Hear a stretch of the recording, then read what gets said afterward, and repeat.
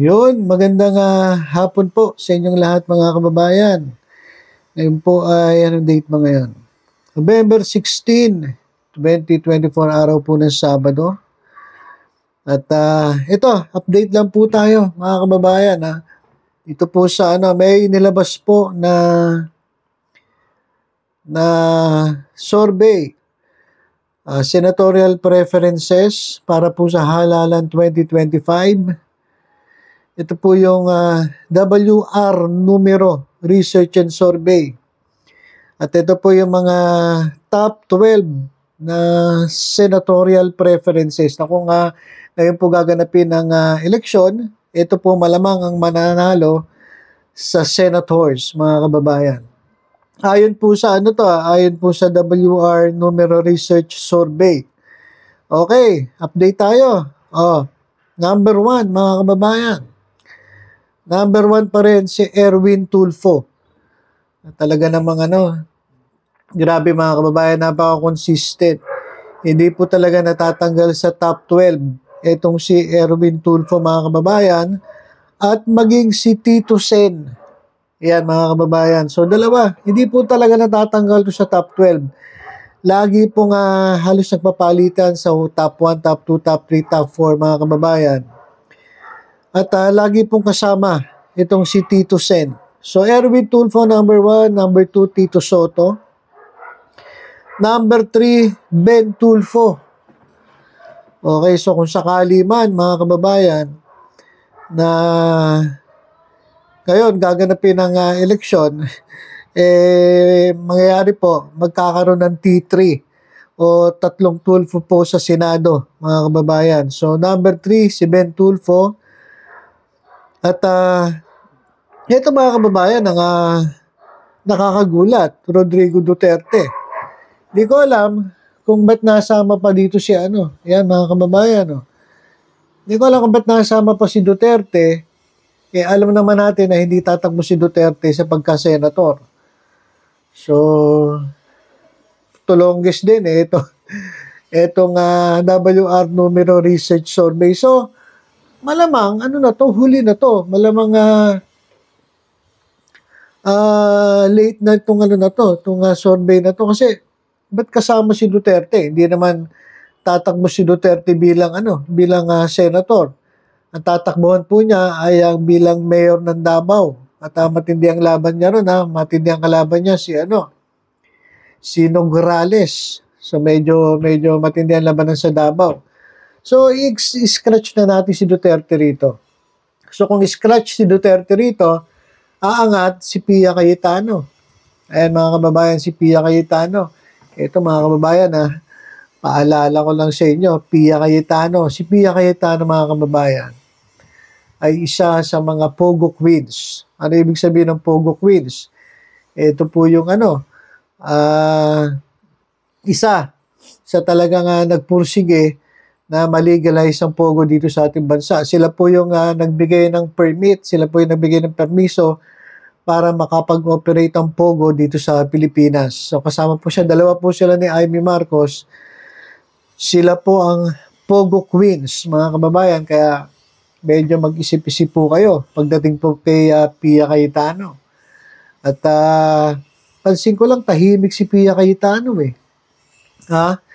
Okay. So, pang-anim dito, so pwede nating iangat kasi si Duterte, scratch na, hindi naman tatakbo to bilang senator, si Manny Pacquiao. So, Manny Pacquiao, well, pwede. Pwede kaysa naman doon sa mga tulongges, doon sa mga tulongges na medyo palpak mga kababayan, mas gugustuhin ko na si Pacquiao ang masama sa top 12.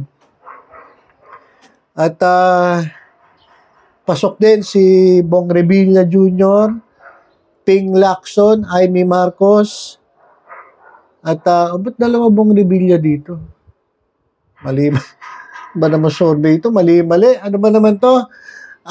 Numero research survey. Ba't dalawa Bong Revilla? Number 7 saka number 10. Ayusin nyo nga ito. Ang gulo-gulo ng inyong survey. So, number 11, mga kababayan, si Kiko Pangilinan. At number 12, si Lito Lapid. So, yan po yung pumasok dito sa WR Research Survey. Wala naman nakasulat dito eh. Ang nag-post po nito, usapang kongreso at sinabi pasok na si Kiko sa Magic 12. Ewan ko, siguro ano to. Makadilawan itong nag-post nito, mga kababayan, kasi pinilit ibinalita na pasok nga si Kiko Pangilinan dito sa top 12 ng winning circle and WR Numero Research Survey. Basahin ko lang ibang comment dito. Ano masabi ko comment dito? So, Kiko and Bam. Makadilawan nga ito, mga kababayan. So, baka yung Bong Revilla, baka kasi dalawang Bong Revilla eh. Baka malamang Bam Aquino yung isa. Well, wala. Ito po yung lumabas sa survey. At ito, mga kababayan, ang good news. Good news po sa mga hindi na po sumasang-ayon sa mga gusto ng mga Duterte. Kung mapapansin ninyo, wala po si Bongo at wala po si Bato de la Rosa dito po sa survey na to. So laglag po, mga kababayan, wala po dito si Bongo at si Bato de la Rosa. So mukhang ayaw na talaga ng taong bayan dito sa mga DDS, dito sa mga sumusuporta kay Duterte, yung mga DDS senators. Kasi wala eh. Mga kababayan, si Tolentino, wala. Diba? Dating DDS din yun, dating PDP. So, PDP senators, tanggal po dito. Wala po sa listahan. Ibig sabihin lang, talagang talagang wala na po ata silang ayaw na po nila talaga sa mga PDP o mga senators na kaalyado ni dating Pangulong Rodrigo Duterte. Wala, mga kababayan eh. At talagang napakalakas talaga ng mga tulfo. So, baka mangyari na ito, mga kababayan, susunod na 19th Congress ngayon eh. So, sa 20th Congress, tama ba ako? 20th Congress, susunod na Kongreso, malamang 3 tulfo makita natin. 3 tulfo. At pansin ko wala dito si Cynthia Villar. So, mababawasan ng mga Villar. Di ba? Kasi ngayon, dalawa Cynthia saka si Mark. So, pag naalis si Cynthia, tumatakbo si yung anak niya. Yung isa. Mukhang wala dito sa listahan. So, tanggal. So, mangyayari, isang Villar na lang. At pagdating naman sa Cayetano, ito, meron pa rin isang Cayetano, kaya pinapaalalahanan ko kayo. Mga kababayan, medyo ingat-ingat kayo kay Pia Cayetano. At kay Kiko Pangilinan, kasi hindi talaga ayoko talaga nang iyakin eh. Sa totoo lang, mga kababayan, ayoko nang iyakin. Ba't nag-iiyakin to eh? Alam niyo kasi, mga kababayan, ito po, mahilig po mag-file ito ng cyber libel. Kaya medyo mahirap batikusin pag ganyan eh. Kaya sabi ko nga dito, paalala ko, pinakamaganda, huwag na tumakbong huwag na tumakbong senator o magpolitiko kasi iyakin eh. Baka konting paano mo rito, batikos po na. Baka umiyak at magsumbong agad, baka mag-file agad ng cyber libel eh.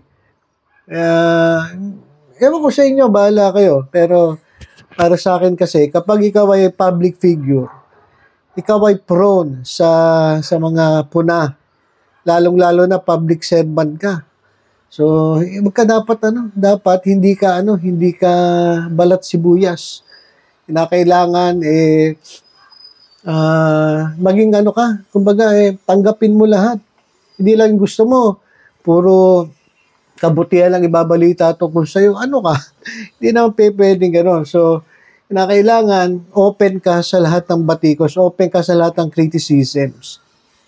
Kaya kung ayaw mo na ikaw ay may-criticize, ayaw mo na ikaw ay mababatikos, ayaw mo na ikaw ay mapapansin, pinakamaganda, umakyat ka na lang sa bundok, Huwag ka lang tumakbong senator, kung magiging iyakin ka lang, ka lang rin pala, di ba? Okay, so, pasensya na po kayo, medyo sinisipon ako. Usong-usok po kasi ngayon ng init, tapos biglang lalamig. Gaya kanina, may ginawa ako, napawisan ako. Sobrang init. Ito ngayon, medyo paggabi na, medyo malamig na. Well, anyway, yan mga kababayan, update natin. Congratulations, syempre, sa mga pasok po sa top 12. At mukhang wala na po talagang kaamor-amor ang taong bayan dito kay Bato de la Rosa at kay Bongo. Ito si Duterte, hindi naman kasali si Duterte, siya pa yung pumasok. So, ibig sabihin, wala talaga.